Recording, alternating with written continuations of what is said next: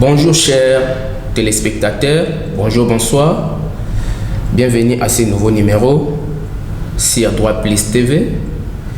Il s'agit de votre émission, le nouveau numéro d'essor juridique. Une émission qui est là pour faire la promotion, la présentation des écrivains particulièrement juristes, avocats, magistrats et ainsi que tous les autres qui sont là, qui sont des écrivains prolifiques, des écrivains patentés. Et aujourd'hui particulièrement, nous allons parler d'une personne, d'un écrivain. Nous allons parler d'une nouvelle apparition et il s'agit bel et bien, nous parlerons d'abord des lèvres parce qu'il s'agit d'une nouvelle apparition, les droits au WADA, des recouvrements simplifiés et des voies d'exécution. Son notaire s'appelle Maître Jean-Didier Bakala Dibansila.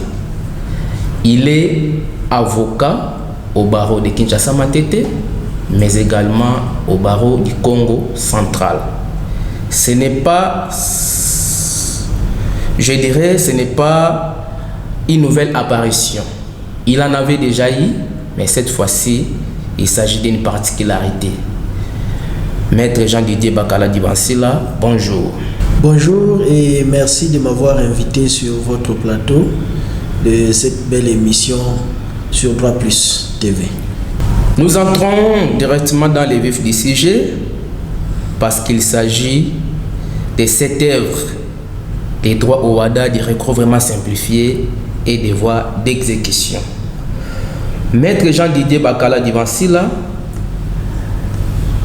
avant cette œuvre, il y a ceux qui ont écrit sur cette thématique. Et moi, je dirais pourquoi avoir écrit dans ce domaine où il y a toute une panoplie d'ouvrages avec des écrivains prolifiques. Merci pour la question. Bon, c'est vrai, il y a beaucoup d'écrits dans ce domaine sur le marché. Mais il faut noter que depuis octobre 2023, nous avons un nouvel acte uniforme sur ce domaine du recouvrement et des voies d'exécution. Et si vous pouvez faire un petit recensement, vous vous rendrez compte que par rapport aux auteurs congolais, il n'y a pas assez d'ouvrages qui traitent de ce nouvel acte uniforme sur le recouvrement et les voies d'exécution. En plus, c'est une matière très vaste. La présidente de la Cour commune de justice et d'arbitrage affirmait que sur le 100% du contentieux devant la Cour commune de justice et d'arbitrage, l'acte uniforme sur le recouvrement et les voies d'exécution englobe en lui seul 60% du contentieux. Ce qui fait qu'il y a beaucoup de questions qui sont portées devant le juge qui touchent à cette matière. Et donc, il y a un besoin évident de pouvoir vulgariser cette matière. Donc, cet ouvrage vient dans cette dynamique-là de pouvoir vulgariser une matière aussi technique abondante pour permettre aux uns et aux autres, aux praticiens de cette matière, de pouvoir avoir la matière en fait pour bien aborder, bien exploiter, bien traiter les dossiers qui sont liés à ce domaine-là. Donc, comme on dit, l'abondance ne nuit pas. Je viens aussi apporter ma contribution sur la doctrine dans cette matière de recouvrement et de voies d'exécution. Parce que si vous parcourez l'ouvrage, vous vous rendrez compte que j'ai pu donner mon point de vue sur l'interprétation de certaines dispositions de cet acte uniforme. Parce que c'est vrai, le monopole de l'interprétation semble revenir au juge, mais moi je dirais plutôt que si l'interprétation du juge s'impose à tous, ils n'ont pas, ces juges-là, le monopole de pouvoir interpréter. Nous aussi, en tant qu'avocats, en tant que praticiens, nous pouvons apporter notre contribution en orientant en fait l'interprétation de certaines dispositions de cet acte uniforme. C'est dans cette dynamique que je me suis résolu, moi aussi, de me jeter à l'eau, de pouvoir donner ma vision, mon point de vue sur certaines dispositions controversées de l'acte uniforme portant organisation des procédures simplifiées des recouvrements. Parce qu'il faut le dire, ce nouvel acte uniforme, malgré les avancées significatives qu'il contient, il y a quand même des écueils, il y a des dispositions qui posent problème et je l'ai relevé dans cet ouvrage. Merci beaucoup. Alors, quelle est vraiment la particularité de cet ouvrage par rapport à d'autres qui sont déjà sur les marchés? Bon, nous avons tous abordé la même matière, c'est le même texte, mais c'est peut-être ma touche de praticien des voies d'exécution qui pourrait faire la différence. Parce que ça va faire presque une décennie que je pratique des voies d'exécution, les voies d'exécution pour une société dont je suis l'un des conseils, et j'ai animé plusieurs formations dans ce domaine. Alors je pense que l'expérience recueillie non seulement lors des formations mais aussi dans la pratique des voies d'exécution permettent que j'ai une touche particulière peut-être par rapport à d'autres ouvrages qui sont sur le marché. Donc j'apporte ma contribution, je partage mon expérience. Ce n'est pas un ouvrage, un texte généré par un logiciel informatique du genre ChatGPT. C'est le partage d'une expérience vécue. Il suffit de parcourir l'ouvrage et de se rendre compte que c'est vraiment de la pratique. C'est du droit, du recouvrement et de voies d'exécution appliquées. Voilà ce que je peux avoir comme apport ou comme particularité par rapport à d'autres ouvrages aussi qui existent sur le marché. Merci beaucoup. Je vous entends parler du nouvel acte uniforme, mais bon, je crois que ça peut prêter à confusion à ceux qui pensent que l'acte uniforme qui vient justement le 17 octobre 2023, si je ne me trompe pas, est venu compléter et modifier, mais plutôt il est venu remplacer. Je crois bien. Oui, en fait, je ne parle pas de l'acte uniforme révisé. Voilà. C'est plutôt le nouvel acte uniforme. Parce que si vous prenez les dispositions finales de ce nouveau texte ici, on dit le présent acte uniforme remplace celui de... Et abroge celui de juin 1998. Donc, c'est un nouvel acte uniforme, ce n'est pas un acte uniforme révisé. Vous avez dans la panoplie des normes de l'OHADA des actes uniformes qui ont été révisés. Mais celui-ci n'a pas été révisé. L'ancien a été abrogé et il y a un nouvel acte uniforme sur le recouvrement et les voies d'exécution. Merci beaucoup. Je pense que ma troisième question va nous faire directement entrer dans l'ouvrage. Pourquoi droit du recouvrement et des voies d'exécution? Pourquoi pas dire simplement droit des voies d'exécution? Bon, je pense que c'est deux matières différentes, quoique régies par le même texte. L'intitulé même du texte qui régit cette matière fait voir qu'il y a deux matières différentes, parce que c'est l'acte uniforme portant organisation des procédures simplifiées des recouvrements et des voies d'exécution. Donc vous avez d'une part les procédures simplifiées des recouvrements et d'autre part des voies d'exécution. Ce n'est pas synonyme. Les procédures de recouvrement sont des mécanismes juridiques qui conduisent à l'obtention d'un titre exécutoire, alors que les voies d'exécution renferment les règles qui régissent l'exécution forcée. On peut donc dire que les procédures de recouvrement ne constituent qu'un prélude aux voies d'exécution, puisque parmi les conditions de mise en œuvre des voies d'exécution, il y a notamment la détention d'un titre exécutoire. Et les procédures de recouvrement conduisent à obtenir effectivement ce titre exécutoire. Il y a plusieurs mécanismes pour obtenir un titre exécutoire. Ça peut se faire en dehors d'une juridiction étatique, par la mise en œuvre des modes alternatifs des règlements de conflits, tout comme ça peut se faire devant le juge étatique. Et devant le juge étatique, vous avez aussi deux possibilités. Vous pouvez agir par voie contentieuse, par voie d'assignation, mais on le sait, cette voie-là a beaucoup de lenteur. C'est comme ça que l'acte uniforme a prévu des mécanismes un peu plus rapides conduisant à l'obtention des titres exécutoires devant le juge étatique. Et ce sont ces mécanismes-là que le législateur a appelés procédures simplifiées de recouvrement. Et moi, en parlant de droit au OHADA de recouvrement simplifié et de voies d'exécution, ça veut dire que dans le livre, j'exploite les règles qui conduisent à l'obtention d'un titre exécutoire devant le juge étatique, qu'on appelle procédure simplifiée, mais aussi les règles qui régissent l'exécution forcée. Ce sont donc deux matières différentes, quoique régies par le même texte. Merci bien. Alors, je crois que vous allez maintenant nous donner les contenus de cet ouvrage dont vous en êtes l'auteur. Les contenus. L'ouvrage paraît petit, c'est à peine 336 pages. J'ai essayé de résumer, donner l'essentiel, parce qu'on s'est dit en ce moment, si les gens n'ont plus assez de temps pour exploiter des ouvrages très volumineux, on a essayé de résumer la matière en 336 pages que nous avons réparties en deux parties, permettez la redondance. La première partie traite de la première phase de l'intitulé même de l'ouvrage, le droit du recouvrement simplifié. Nous avons analysé dans cette partie les procédures simplifiées de recouvrement que sont l'injonction de payer, l'injonction de délivrer ou de restituer. Et là, nous avons essayé de mentionner les conditions pour mettre en œuvre une procédure d'injonction de payer, les conditions pour mettre en œuvre une procédure d'injonction de délivrer ou de restituer, ainsi que toutes les étapes qui s'en suivent. Donc ça, c'est la première partie.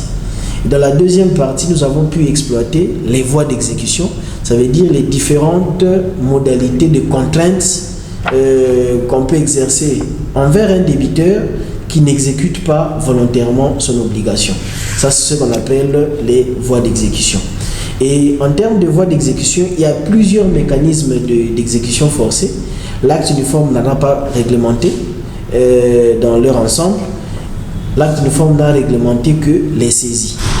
Et c'est comme ça que vous verrez dans l'ouvrage, nous avons commencé par dresser un tableau qui regroupe toutes les saisies de l'OHADA régies dans l'acte uniforme.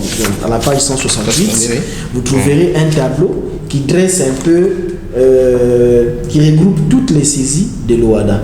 Et dans les pages qui suivent, nous avons maintenant commencé à exploiter, saisie par saisie, en prenant la notion des conditions de mise en œuvre ainsi que la procédure de mise en œuvre.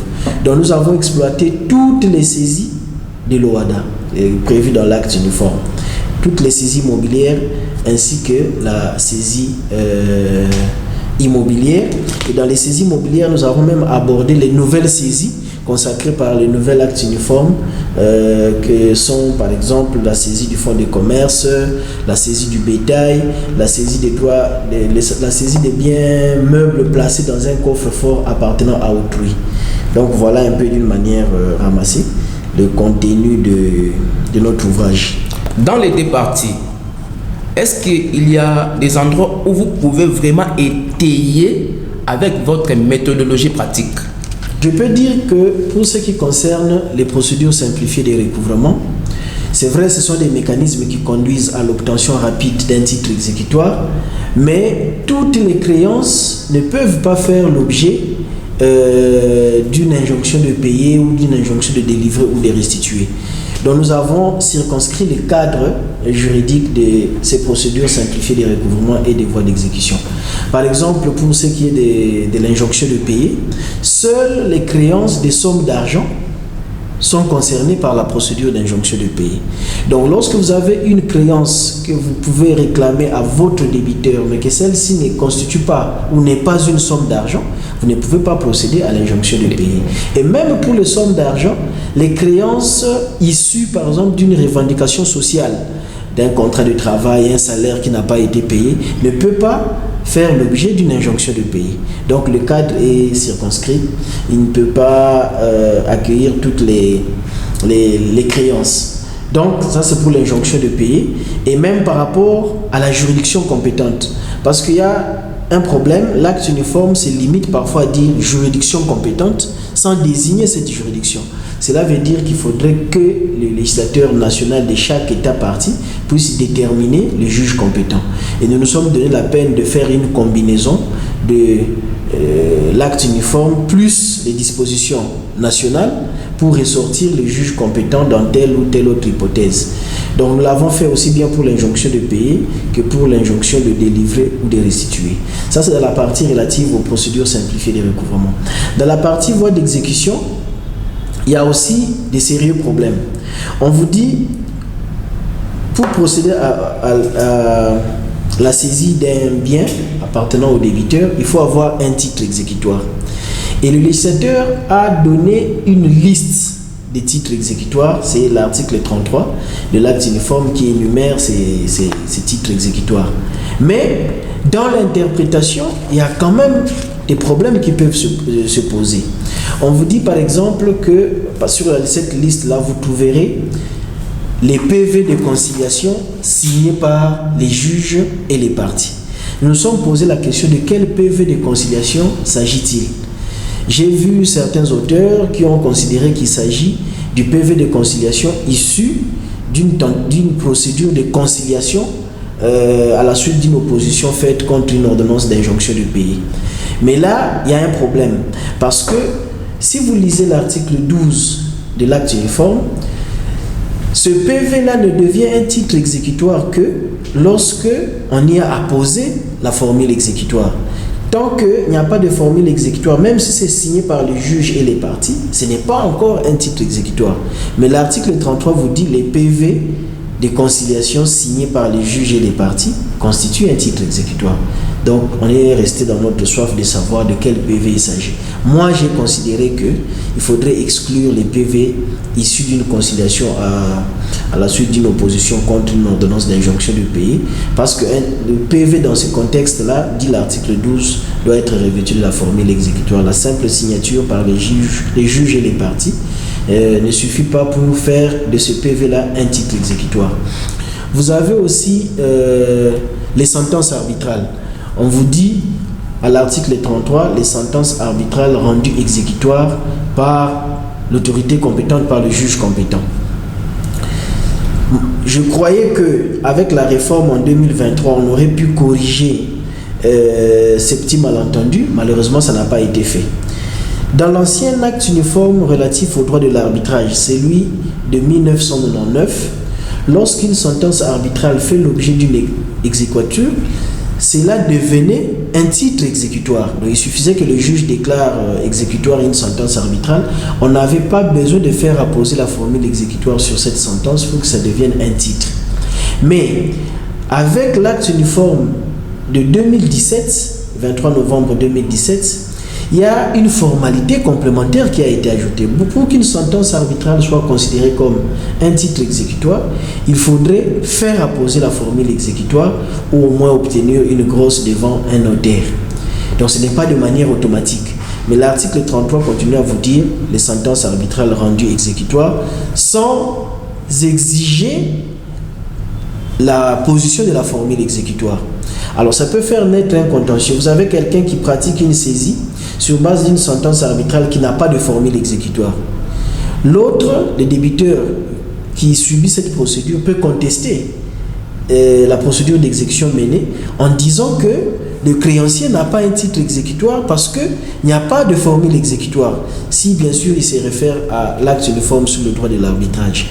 Mais le créancier peut aussi revenir à l'article 33 de l'acte uniforme sur les recouvrements et les voies d'exécution pour dire cet article-là n'a pas exigé la position de la formule exécutoire.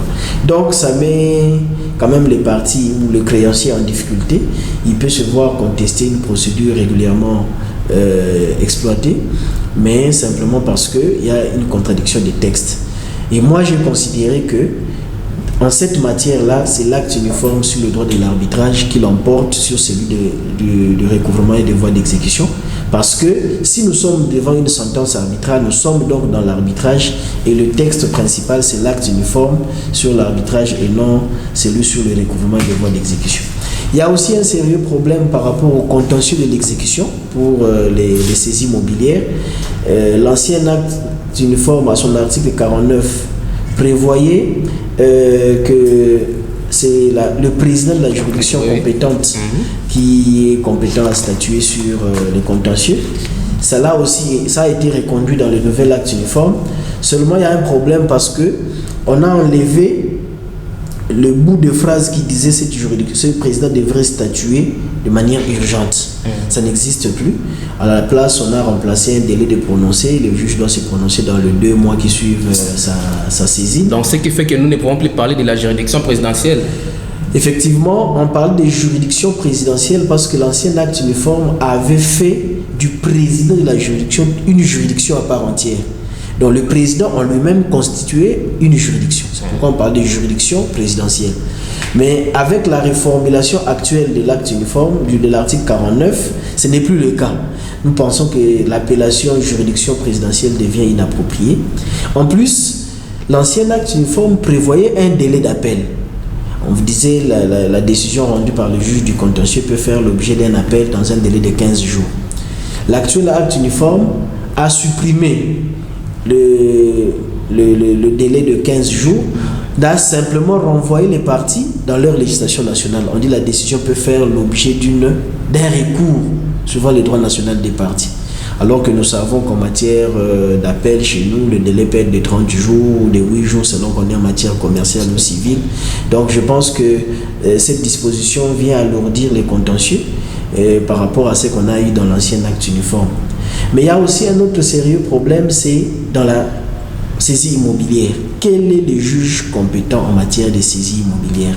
Lorsque vous parcourez les différents ouvrages, il y a des contradictions sur ce point-là. Quel est le juge compétent? Nous sommes efforcés de désigner ces juges compétents-là en faisant une gymnastique de combiner l'acte uniforme et certaines dispositions nationales. Tout ce qu'on peut dire, que ce soit pour le contentieux en matière immobilière ou en matière de saisie immobilière, il n'y a pas un juge unique, comme c'est le cas dans d'autres pays où vous avez un juge du contentieux. Chez nous, il n'y a pas un juge qui n'est là que pour statuer sur le contentieux. Ce sont nos juges que nous connaissons qui siègent dans les matières ordinaires, en matière commerciale, en matière civile, en matière du travail, qui peuvent siéger. Ce qui fait que le président du tribunal de paix, le président du tribunal de grande instance, le président du tribunal de commerce, le président du tribunal du travail sont tous compétents, suivant les hypothèses en présence, de statuer sur le contentieux de l'exécution. Mais en matière immobilière, pour ce qui concerne la saisie immobilière, nous avons estimé que là, il n'y a que 2 juridictions qui sont compétentes selon les hypothèses. C'est soit le tribunal de grande instance, soit encore le tribunal de commerce. Là, on ne parle pas du président, mais c'est la juridiction dans sa composition ordinaire, sauf dans certains cas où on a confié spécifiquement la compétence au président et non à la juridiction dans sa pleine juridiction. Donc là, ce sont des gymnastiques que nous avons pu construire pour essayer un peu de ressortir le juge compétent. Donc voilà un peu ce que je pourrais dire sur cet aspect-là. Donc je crois que de tout ce que vous venez de dire, vous avez presque touché à tout concernant cet ouvrage. Sauf si vous pensez qu'il y a des choses que vous devez encore dire. Évidemment, on ne saura pas tout dire en quelques minutes, mais comme je l'ai dit, il y a plusieurs saisies que l'acte uniforme réglemente. Dans l'ouvrage, nous avons examiné saisie par saisie. Nous ne savons pas le faire ici, faute de temps, mais il y a quand même quelques questions. Ce que j'ai soulevé là, ce sont les quelques questions controversées. Quelques questions controversées sur le contentieux de l'exécution, sur le juge compétent en matière immobilière, ainsi de suite. Donc c'est un peu ça l'essentiel. Mais sinon, il y a toute une partie réservée à l'étude monographique de toutes les saisies prévues par l'OA. Donc nous avons étudié saisie par saisie en prenant une méthodologie simple. On prend la notion de la saisie, la condition de mise en œuvre de cette saisie-là, ainsi que la procédure de mise en œuvre. Le format de cette émission Essor juridique procédera de la sorte. Nous devons faire parler l'auteur de l'ouvrage et moi-même, ayant lu cet ouvrage, je vous recommande de l'acheter, de le lire surtout parce qu'il ne faudra pas seulement acheter, mais il faut lire pour se cultiver. L'auteur n'a pas que cet ouvrage. Je peux même vous montrer un exemplaire. Là aussi, ce n'est que lui qui en est l'auteur. Donc, ce n'est pas un parvenu, mais c'est un vieux singe dans cette matière de l'écriture du droit ou de l'écriture juridique. Sur ce, presque comme nous disons tantôt, plus rien n'est à l'ordre du jour. Nous ne pouvons que vous remercier et surtout nous donnons beaucoup de force à l'auteur parce que ce n'est pas si facile, nous connaissons écrire comme tantôt un avocat dit pendant que nous autres vivions. Vous étiez là peut-être pour écrire la nuit, les nuits blanches, donc nous voyons tout ça et nous encourageons en tout cas les auteurs de venir faire la présentation de vos ouvrages. Et maître, si vous avez encore les derniers mots. Le dernier mot, il ne sera que question de vous remercier pour m'avoir donné l'occasion de parler de cet ouvrage, le droit au WADA du recouvrement simplifié et des voies d'exécution, dont la cérémonie de vernissage est prévue pour ce 7 juin 2025, donc c'est déjà le samedi de la semaine prochaine, à l'université protestante au Congo. Donc l'entrée est libre, il n'y a pas de conditions d'accès. Toute personne pourra trouver un intérêt, peut y venir. Ça sera vraiment une cérémonie scientifique. Ce n'est pas seulement l'auteur que je suis qui parlerai de l'ouvrage, mais seulement il y aura d'autres intervenants, des acteurs dans la chaîne de l'exécution. Vous aurez un huissier de justice qui interviendra, un juge, un juriste des banques qui donneront aussi leur point de vue sur les questions du recouvrement et des voies d'exécution. Donc voilà tout ce que je pouvais dire comme dernier mot et il ne me reste plus qu'à réitérer mes remerciements pour l'occasion que vous m'avez donnée. Merci beaucoup. En tout cas, comme je disais tantôt, nous vous invitons, avocats, magistrats, juristes d'entreprise. Si vous savez que vous êtes écrivain, particulièrement dans les domaines juridiques, en tout cas, les plateaux vous est réservé. Merci et bonne suite des programmes.